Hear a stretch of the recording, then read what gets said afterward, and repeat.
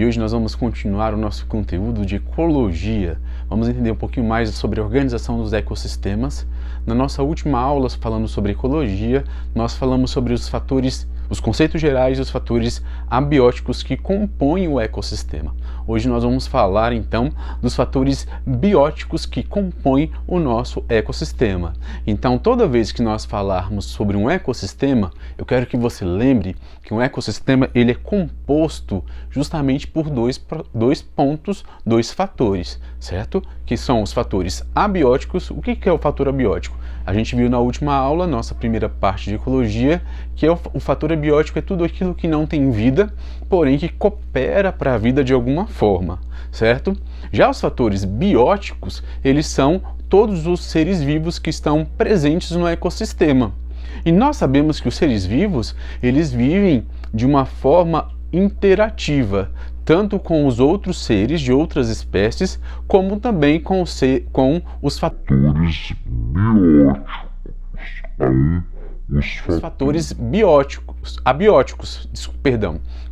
abióticos.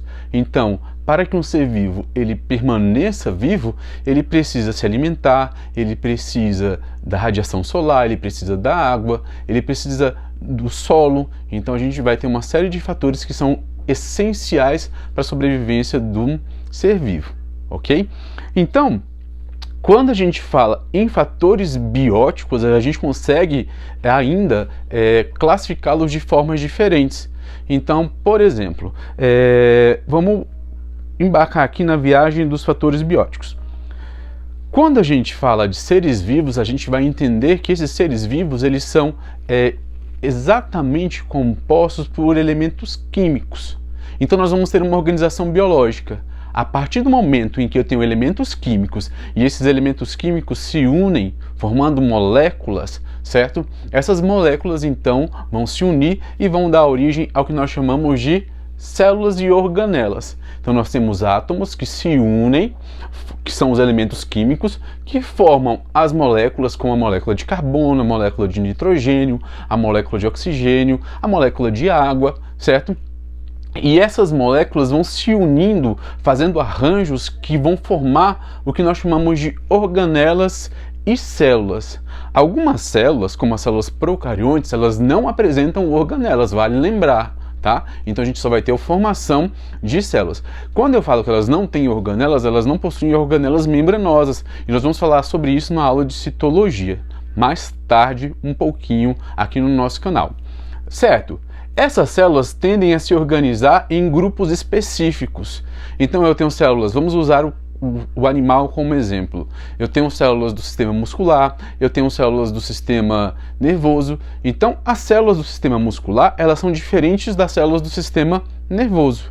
Então eu tenho grupos de células específicos. Quando eu pego as células musculares e uno essas células musculares, eu vou ter então um tecido muscular. Então, o que é o tecido? O tecido ele é o conjunto de células específicas e que juntas desempenham uma função única, ok? Então, eu tenho um tecido muscular, eu tenho um tecido nervoso, tenho um tecido adiposo, eu tenho um tecido ósseo. Então, toda vez que eu falar de um tecido, eu estou usando o exemplo do animal e mais especificamente do ser humano, nós vamos entender que esses tecidos eles são formados, então, de um grupo de células. Ok? Quando a gente forma esses tecidos eles tendem a se organizar e formar órgãos. Então, quando a gente fala de tecido muscular, a gente pode citar, por exemplo, o tecido muscular estriado cardíaco, que é o tecido que vai formar o órgão do coração, o órgão coração, certo? O coração, ele é um músculo dotado e capacitado para bombear o sangue no nosso organismo. Então ele é a bomba que vai fazer com que o nosso sangue circule. Para isso ele faz processos de contração e relaxamento, sístole e diástole. E dessa forma ele consegue bombear o sangue para o nosso corpo. Esse órgão só consegue fazer isso porque ele tem um tecido chamado de tecido muscular estriado cardíaco. Esse tecido muscular estriado cardíaco, ele é formado por células musculares. Então, o conjunto de células formou um tecido. Um conjunto de tecidos forma um órgão. Um conjunto de órgãos forma um sistema. Então, o coração ele está dentro de um sistema, que a gente chama de sistema circulatório ou sistema cardiovascular. O nosso cérebro, ele está no sistema que a gente chama de sistema nervoso. O nosso pulmão, né, os nossos pulmões, eles estão em um sistema chamado de sistema pulmonar ou sistema respiratório, né, melhor dizendo. Quando eu tenho um conjunto de sistemas, eu formei um organismo, que é você, que é o seu corpo, certo? Então, quando você olha para todos os sistemas que tem no seu corpo, a gente tem ali um organismo, ok? Quando a gente pega todos os indivíduos da mesma espécie, junta esses organismos em uma região geográfica, a gente formou uma população. Então, o que é uma população? Uma população é um conjunto de organismos. Mas eu não tenho só um organismo de um tipo. Então, quando eu falo de animais, tem o ser humano, tem o cachorro, tem o gato, tem uma baleia, uma foca, certo? Então, quando eu pego esses diferentes seres e eu coloco eles numa mesma região, então a gente vai formar o que nós chamamos de comunidades, que é o conjunto de populações diferentes, certo? Esse conjunto de populações diferentes, essa comunidade, se junta a outras comunidades, formando o que então? Formando o nosso ecossistema. E o nosso ecossistema, ele vai variar o que nós chamamos mais ou menos de biomas. Ele varia de acordo com territórios geográficos. Todos os ecossistemas que estão presentes no nosso planeta formam então a nossa biosfera, ou seja, a esfera de vida que existe no nosso planeta, certo? Tá, quando a gente fala desses indivíduos, e depois eu vou formar esse nível de organização biológica com vocês em uma aula que eu quero fazer sobre mapas conceituais e técnicas de estudo, tá? Então vou lançar a próxima semana, eu vou lançar essa aula no nosso canal falando sobre mapas conceituais e técnicas de estudo. Beleza, então, olhando para os seres vivos, a gente entende que cada um desempenha uma função importante dentro do nosso ecossistema. O primeiro grupo e o mais importante, a gente pode dizer assim, porque se não for eles, se não tiver esses indivíduos no nosso ecossistema, o ecossistema não funciona, é o grupo dos produtores. Tá? Quem são os produtores? Geralmente os produtores são aqueles indivíduos que são autotróficos. Anota aí o que é autotrófico.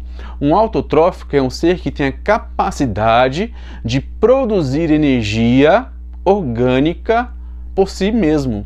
Então ele pega moléculas inorgânicas, moléculas químicas inorgânicas, junta essas moléculas químicas e formam então moléculas orgânicas, como carboidratos, proteínas e os aminoácidos. Certo? Então eu tenho esses seres produtores têm essa capacidade, ok? E quem são os seres produtores presentes geralmente em um ecossistema? Se a gente fala de um ecossistema terrestre, certo? Na Terra, a gente está falando de indivíduos como plantas. Então nós vamos ter diversas espécies de plantas que vão realizar o processo de conversão da energia química inorgânica em energia química orgânica, formando então os nossos alimentos. É através dos alimentos que nós conseguimos energia. Geralmente em sala de aula a gente fala que o indivíduo autotrófico é um indivíduo que produz o seu próprio alimento. E a gente vai associar esse alimento à fonte de energia, à fonte de proteínas, à fonte de nutrientes importantes para a vida, à fonte de moléculas químicas importantes para a vida, tá bom? Então, num ecossistema de campo, num ecossistema terrestre, na Terra, né?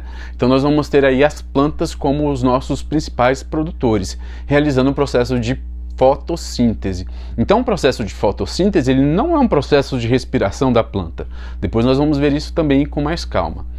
O processo de fotossíntese ele é um processo onde a planta pega moléculas químicas e forma carboidratos. Então o objetivo da fotossíntese é produzir carboidratos. E a gente sabe que o carboidrato ele é a base da nossa alimentação, porque ele fornece energia para o funcionamento celular. Tá certo? Se a gente entrar no ecossistema aquático, nós vamos ter uma diversidade maior ainda de produtores. Por exemplo, nós podemos citar o grupo dos produtores das algas, certo? As algas elas tanto podem estar de forma microscópica, formando o que nós chamamos de fitoplâncton, que fica boiando, fica solto, disperso na corrente marítima, certo? Então ele fica ali boiando nessa corrente marítima o tempo inteiro. E também nós temos as algas macroscópicas, certo? Que lembram plantas, mas não são plantas, porque as plantas têm uma composição diferente. Ambas, tanto a microscópica quanto a macroscópica, elas realizam processo de fotossíntese, mais do que as plantas, tá bom? Ali no fitoplâncton, na parte microscópica produtora do ecossistema, nós vamos ter também as cianobactérias, antigamente conhecidas como algas azuis. Essas cianobactérias também produzem carboidratos a partir do processo de fotossíntese, certo? E também podemos encontrar, não vai ser algo que vai ser descartado, nós vamos encontrar também plantas aquáticas que vão realizar processo de fotossíntese. Então todos esses seres vão ser produtores. Ah, professor, só existe uma forma de realizar produção de energia dentro de um ecossistema, só a fotossíntese? Não, nós temos processos de quimiossíntese. Então existem seres que vão transformar moléculas químicas em outras moléculas químicas através de um processo de quimiossíntese, tá bom?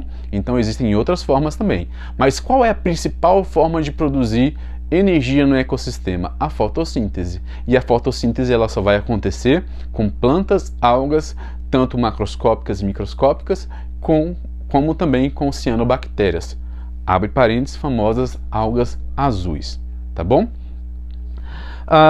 Depois nós vamos observar que dentro da organização dos seres vivos, nós vamos ter o que nós chamamos de consumidores.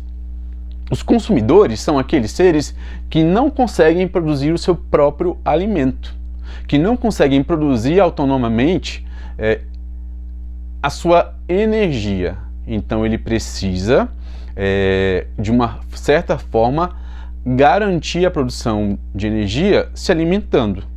Então a gente costuma dizer que esses seres são heterotróficos, ou seja, eles não têm capacidade de produzir energia, então eles vão procurar essa energia. De que forma? Através da alimentação, tá? Então a gente não come só porque é divertido, a gente come porque é importante para o nosso organismo produzir energia. E essa energia ela vai vir de outra molécula que já foi produzida. Por exemplo, o amido. O amido é uma molécula orgânica produzida pela planta.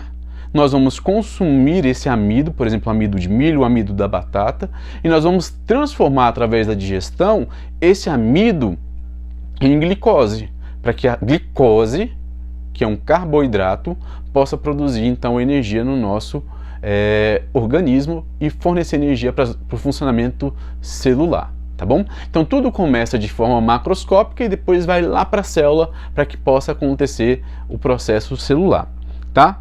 Então quem são os indivíduos que são consumidores? Principalmente os animais. Então os animais eles vão ser consumidores. Ainda não temos registro biológico taxonômico de animais que realizam fotossíntese. Pelo menos não que eu conheço ainda, né? Mas a ciência ela é algo muito maleável, muito didático, então ela sempre está se adaptando, sempre está trazendo coisas novas. Essa é a parte boa da ciência, tá bom? Então, por enquanto a gente vai deixar como produtores as plantas, algas e cianobactérias, e como consumidores, que é o nosso tema aqui desse slide, nós vamos falar que são os animais. Então, nós temos animais que são herbívoros, eles estão consumindo algo? Estão consumindo as plantas, tá? E depois nós vamos falar um pouquinho sobre a cadeia alimentar e entender essa ideia. Nós temos animais que são carnívoros, tá? E os carnívoros eles podem ter diversas formas de se alimentar de carne. Ele pode se caçar, né? E matar o outro animal para comer. Ele pode comer o resto de um animal que já foi caçado e está morto. Então ele pode ser um carniceiro. Então depende muito do carnívoro, mas todos esses são consumidores, tá? Um outro grupo que também está nos fatores bióticos, que são heterotróficos. Então, lembrando, heterotrófico é aquele que não é capaz de produzir o seu alimento, são os decompositores. Os decompositores, geralmente, eles fazem um processo contrário da fotossíntese. Enquanto na fotossíntese eu produzo uma molécula orgânica, na decomposição eu desfaço essa molécula orgânica. Então eu desfaço os carboidratos, desfaço as proteínas e transformo ela em suas moléculas constituintes, que são moléculas mais simples, e devolvo isso para o ecossistema para que isso possa ser reciclado. Então toda a matéria, lembra que a matéria ela nunca é perdida no ecossistema, ela sempre é reciclada, por isso que a gente tem ciclo da matéria. Então nós vamos ver isso, esse ciclo da matéria acontecendo o tempo inteiro no ecossistema, graças à produção, quem produz, os produtores com o processo de fotossíntese, e também graças aos decompositores que desfazem essas moléculas e devolvem isso para o ecossistema, tá bom? Então a gente tem aí os decompositores desfazendo as moléculas orgânicas em moléculas mais simples. Tá, eles são indivíduos heterotróficos, eles não produzem o seu próprio alimento. Então, o que ele faz? Ele vai decompor, ele vai desfazer a matéria orgânica, seja ela viva, seja ela morta, tá? E quem são os principais decompositores? Os principais decompositores são os fungos. Então, nós encontramos uma grande diversidade de fungos no ecossistema. Inclusive fungos que são parasitas de outros seres. Então, se eu pegar hoje e observar, já ouviram falar de micose? Micose é algo que cresce nas unhas, que pode crescer em regiões de articulações, como axilas, virilha, etc. Essas micoses, elas são fungos, elas estão fazendo o que com a sua pele? E com sua unha? Elas estão decompondo o material que está ali. Tá? Então é um processo de decomposição de material vivo. Então quando o fungo está fazendo esse processo de decomposição de material vivo, ele está sendo um parasita, tá certo? Mas a gente não vai torná-los os vilões da história, porque se eles não estiverem presentes no ecossistema, o ciclo da matéria não acontece e a dinâmica ecológica ela não vai ocorrer. Então a gente precisa que esse processo ecológico ele aconteça. Então, para que ele aconteça, a gente depende dos fungos. Além dos fungos como decompositores, nós temos também as bactérias. Então, a gente tem grupos de bactérias, tá, que vão desempenhar também um processo de decomposição. Ah, todas as bactérias são decompositoras? Não. Então, existem bactérias decompositoras, existem bactérias que são produtoras. Lembra das cianobactérias? Então, elas são produtoras. Existem as bactérias que são fixadoras de nitrogênio, e isso é muito importante. Tanto a cianobactéria quanto outras bactérias que a gente vai encontrar no ecossistema, elas são importantes para fixar o nitrogênio e produzir, então, os seres vivos produzirem, então, aminoácidos, que são a base das proteínas, que são importantíssimas para a composição corporal, composição celular, tá ok? Então, os nossos principais decompositores são os fungos. Então, todo fungo é um decompositor? Sim, todo fungo é um decompositor. Seja ele bom, livre no ecossistema, seja ele um parasita. Eles vão estar sempre desempenhando um papel de decomposição. Depois, a gente tem alguns conceitos muito importantes olhando para os seres vivos dessa forma. O primeiro deles é o conceito de nicho ecológico, tá? Então, o que é um nicho? Um nicho ele é algo que organiza alguma coisa. Então, exemplo, eu tenho aqui a minha prateleira, né, com os meus livros, a minha samambaia, tal, e eu tenho outras prateleiras aqui também com coisas, com livros, com fotos. Isso é um nicho. Para que serve essa prateleira? Ah, para eu colocar as minhas coisas, certo? Da mesma forma, os seres vivos, eles ocupam um nicho ecológico, tá? Isso aqui não é um nicho ecológico. A gente vai falar agora sobre o nicho ecológico. O nicho ecológico, ele basicamente vai ser a função, o papel que o ser vivo tem dentro do ecossistema. Então, um ser vivo, ele vai ter tanto a função de produtor, decompositor, consumidor, como ele vai ter funções de reprodução, ele vai ter funções de regulação do ecossistema, então eles podem fazer um processo de controle biológico, que é muito importante dentro de um ecossistema. Então, o conjunto de funções de um ser vivo dentro do ecossistema se resume ao seu nicho ecológico. Então, onde ele se reproduz, certo? Ele interage com outros seres da mesma espécie, tem predadores, sofre com parasitas, se alimenta e tem água, né? Então ele utiliza o alimento e a água, temperatura e umidade. Então tudo isso, todos esses fatores contribuem para a sobrevivência do ser vivo. E aí, quando eu tenho todos esses fatores cooperando para a sobrevivência do ser vivo, a gente tem um nicho ecológico, tá? Não é todo ser vivo que consegue viver em altas temperaturas, em temperatura intensa. E não é todo ser vivo que consegue viver em baixas temperaturas, aquele frio tremendo. Então eu vou ter sempre essa diferença entre os nichos ecológicos. Não é todo ser vivo que produz, não é todo ser vivo que consome, não é todo ser vivo que decompõe. Então a gente vai ter diferentes funções. Então, toda vez que falarmos de nicho ecológico, você lembra do papel que o ser vivo desempenha dentro do ecossistema. E lembra que não é só um papel, são vários. Então, o ser vivo ele desempenha vários papéis dentro do ecossistema, tá bom? Essa intersecção é bem legal. Então, mostra aqui, olha, disponibilidade de alimentos. Tá vendo que elas todas se unem aqui no mesmo ponto. Então, a disponibilidade de alimentos, tipo de vegetação. Então, qual é o bioma onde esse ser vivo cresce? Áreas de tocas ou nidificação. Então, onde eles vão viver, se esconder. Onde eles vão fazer o processo de reprodução. Então, essa nidificação, ela representa esse processo de reprodução, tá? E os fatores climáticos do ambiente também vão cooperar. Então, a temperatura, a umidade, disponibilidade de água. Então, os fatores climáticos eles vão ser muito importantes para a sobrevivência do ser vivo. Então, tudo isso é o nicho ecológico do ser vivo. As pessoas tendem a confundir nicho ecológico com outro conceito ecológico dos seres vivos, que é o seu habitat, né? Então, todo mundo chama de habitat, o hábitat. Então, o que é o hábitat? É o local específico onde um ser vivo mora. Então, a gente está falando da geografia, do lugar onde ele mora. Nesse lugar vai ter uma vegetação típica? Também. Vai ter uma temperatura específica? Uma variação climática específica? Também. Mas a gente está falando especificamente da região geográfica onde a gente encontra aquele ser vivo, tá?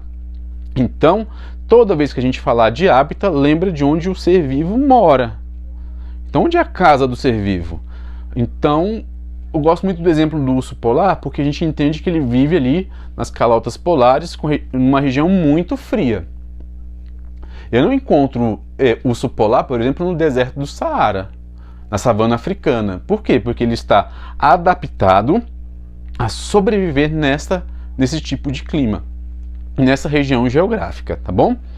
Então, outros exemplos. Então, a gente vai ter floresta, a gente tem floresta tropical, a gente tem regiões temperadas, como os polos, nós temos regiões de deserto, nós temos regiões de tundra, taiga, florestas temperadas, florestas de coníferas, nós temos a savana africana, né? Regiões montanhosas. Então, todas essas regiões a gente vai ter animais, seres vivos específicos, cada um morando numa dessas regiões. Isso a gente chama de hábitat ecológico, certo? Então, é onde o ser vivo vai estar sobrevivendo. Então, gostaria de terminar a aula de hoje mostrando, né, algumas coisas para vocês. Então, quando a gente fala desses indivíduos que estão naquele ambiente, e se eles forem da mesma espécie, a gente formou uma população ecológica. Então, é o grupo de indivíduos da mesma espécie. Então, o que é uma população? A gente não está olhando pelo lado sociológico, a gente está olhando pelo lado biológico. Então, o que é uma população na biologia? Uma população é um grupo de indivíduos da mesma espécie ocupando o mesmo espaço geográfico, tá? Então, aqui eu tenho um exemplo, né, um grupinho de suricatos vivendo numa mesma região. Essa população, ela coopera entre si? Com certeza, ela tem que cooperar, né? Então a gente vai observar isso nos indivíduos da mesma espécie. Então toda vez que a gente falar de população ecológica, a gente está falando de indivíduos da mesma espécie, tá certo? Então a gente está falando ali de indivíduos da mesma espécie quando a gente fala de populações ecológicas. Quando a gente junta várias populações ecológicas no mesmo ambiente geográfico, igual eu mostrei naquele gráfico onde tinham vários ecossistemas diferentes, a gente forma comunidades ou uma biocinese, tá? O que é essa biocinese? São várias populações diferentes interagindo, seja no processo de predatismo, seja no processo de mutualismo, seja no processo de decomposição de outros seres. Então a gente tem seres interagindo, tá? Isso a gente chama de relações ecológicas, depois a gente vai estudar um pouquinho sobre isso. Então a comunidade ecológica, ela é um grupo de diferentes populações. Então quando você olha nessa imagem, você tem diferentes populações. A gente tem populações de coelhos, de pássaros, de árvores, de aves. Então diferentes populações, certo, se unem formando comunidades, e diferentes comunidades formam então o nosso ecossistema. Então eu tenho comunidade de plantas, então eu tenho várias populações de espécies de plantas diferentes. Nunca vou ter só um tipo de planta. Ah, mas tem... Vamos lá, sempre vai ter um grupo de plantas diferentes, certo? Nem que seja uma grama e uma árvore, um conjunto de árvores típicas de uma região e a grama, né? Então a gente tem ali populações de plantas diferentes, já começou por aí. E aí eu vou ter populações de animais diferentes, populações de bactérias diferentes, populações de fungos diferentes, formei uma comunidade. Várias comunidades unidas ali formam então o nosso ecossistema. Lembrando do início da nossa aula, quando a gente fala da organização biológica. Então, olha que bonito essa imagem. Nessa imagem, a gente consegue ver bem o grupo de populações diferentes numa mesma região geográfica. Então a gente tem aqui um exemplo da savana geográfica, é ótimo, da savana africana, onde a gente tem aqui vários grupos de herbívoros, né? Então a gente tem umas gazelas, zebras, girafas, certo? Com certeza existem predadores escondidos por aí, existem plantas, né? Então você pode observar, mesmo sequinha aqui, as plantas elas estão presentes, tá? Então a gente tem plantas, então a gente tem uma comunidade. Essas comunidades, essas populações se unem com outras populações, formam comunidades diferentes. Então aqui a gente tem uma comunidade, lá ao fundo a gente tem outra, lá ao fundo a gente tem outra. Então eu formei um ecossistema. Então a savana africana é um ecossistema, é um conjunto de comunidades. E aí você lembra do conceito de comunidade, que é o grupo de populações. Mesma coisa em um ambiente aquático, certo? Um coral, ele forma um vasto, né? Então um coral, ele vai formar um vasto ecossistema, onde a gente vai ter muitas comunidades, onde a gente vai encontrar várias populações de peixes, de quinidários, de moluscos, de equinodermos, todos diferentes e todos vivendo ali em harmonia, nem que sejam dentro do predatismo, da decomposição e etc. Ok?